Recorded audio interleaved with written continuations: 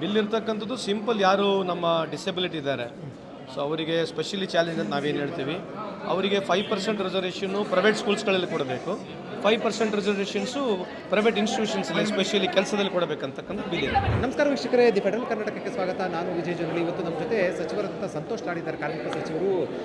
Private institution, ಖಾಸಗಿ ಸಂಸ್ಥೆಗಳು ಮತ್ತು ಶಿಕ್ಷಣ ಸಂಸ್ಥೆಗಳಲ್ಲಿ ಅಂಗವಿಕಲರಿಗೆ 5% ಮೀಸಲಾತಿ ಕೊಡುವ ಸಂಬಂಧಪಟ್ಟಂತೆ ಒಂದು ವಿಧೇಯಕವನ್ನು ತರಕ್ಕೆ ಮುಂದಾಗಿರುವಂಥದ್ದು ಬಗ್ಗೆ ಸಂತೋಷ್ ಲಾಡ್ ಏನು ಹೇಳ್ತಾರೆ ಕೇಳೋಣ. ಅಂಥದ್ದು ಕ್ರಾಂತಿಕಾರಿಕ ಬಿಲ್ಗಳನ್ನು ತರ್ತಾ ಇರುವಂಥದ್ದು. ಅದರಲ್ಲಿ ಬಹಳ ಪ್ರಮುಖವಾಗಿ ಒಂದು ಅಂಗವಿಕಲರಿಗೆ 5% ಪ್ರೈವೇಟ್ ಇನ್ಸ್ಟಿಟ್ಯೂಷನ್ನಲ್ಲಿ ಮೀಸಲಾತಿ ಸಂಬಂಧಪಟ್ಟಂತೆ ಒಂದು ಕ್ರಾಂತಿಕಾರಕ ಬಿಲ್ಲು ಅದು ಎಲ್ಲಿವರೆಗೂ ಪ್ರಯತ್ನ ಮಾಡ್ತಿದ್ವಿ. ಈಗ ಪಬ್ಲಿಕ್ ನೋಟಿಫಿಕೇಶನ್ ಆಲ್ರೆಡಿ ಕರೆದಿದ್ವಿ.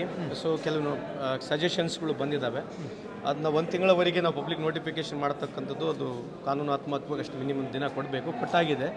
ಬಹುತೇಕ ಇನ್ನು 2-3 ದಿನದಲ್ಲಿ ರೆಪ್ರೆಸೆಂಟೇಟಿವ್ ಬೇರೆ ಇಲಾಖೆಗಳಿಗೆ, ನಮ್ಮ ಲಾ ಆ್ಯಂಡ್ ಪಾರ್ಲಿಮೆಂಟರಿ ಅಫೇರ್ಸ್ಗೆ, ಅದ್ರ ಜೊತೆಗೆ ಫಿನಾನ್ಸಿಗೆ ಕಳಿಸ್ತಕ್ಕಂಥದ್ದು, ಬೇರೆ ಇಲಾಖೆ ಕಳಿಸ್ತಕ್ಕಂಥದ್ದು ಮಾಡಬೇಕಾಗತ್ತೆ. ಅದು ಮಾಡ್ತೀವಿ.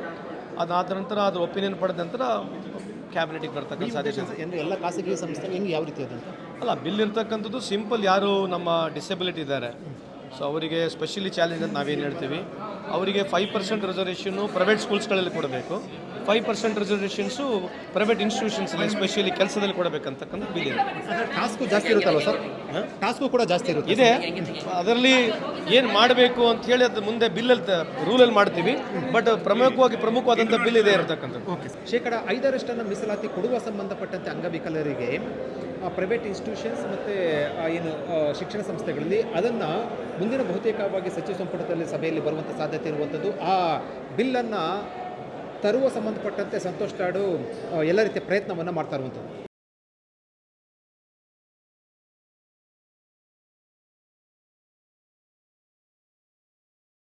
ಹೆಚ್ಚಿನ ಸುದ್ದಿ ಅಪ್ಡೇಟ್ಗೆ ಈಗಲೇ ದ ಫೆಡರಲ್ ಕರ್ನಾಟಕ ಯೂಟ್ಯೂಬ್ ಪೇಜನ್ನು ಸಬ್ಸ್ಕ್ರೈಬ್ ಮಾಡಿ.